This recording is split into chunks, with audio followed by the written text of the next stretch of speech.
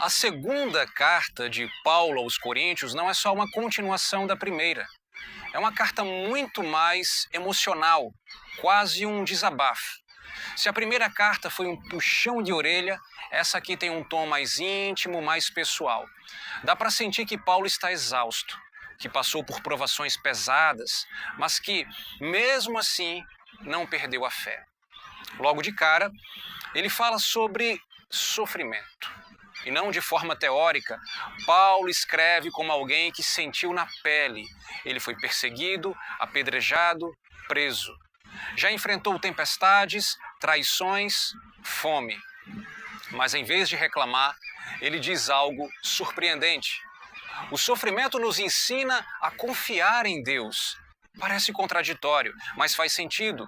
Quando tudo desmorona, quando não há saída, a gente aprende que nunca esteve no controle. Depois, Paulo fala sobre integridade. Ele defende sua própria conduta, porque havia gente dizendo que ele era falso, que tinha segundas intenções. E aí vem um ensinamento precioso. Caráter não precisa de defesa, precisa de consistência e consciência.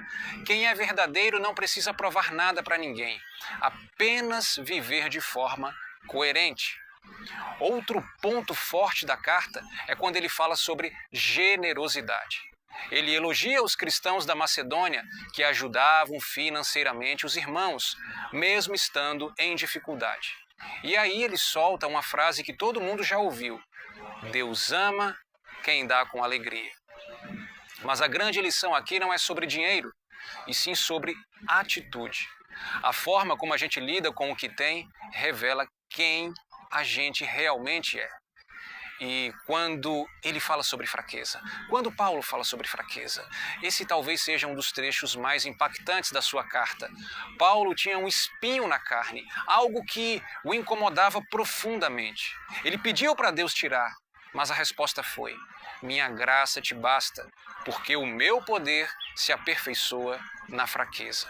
Isso muda tudo, porque a gente aprende desde cedo que ser forte é não ter falhas. Mas Paulo ensina o contrário. A verdadeira força está em reconhecer as limitações e deixar Deus agir através delas. No final, essa carta é sobre resiliência, sobre entender que nem sempre as coisas vão sair como nós planejamos, que haverá injustiças, dores e momentos em que tudo parecerá perdido. Mas no meio disso tudo, existe um propósito.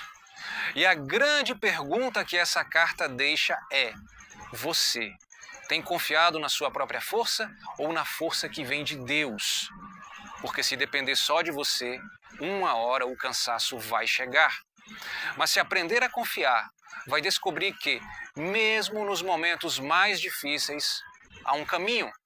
E esse caminho nunca se fecha para quem escolhe caminhar pela fé.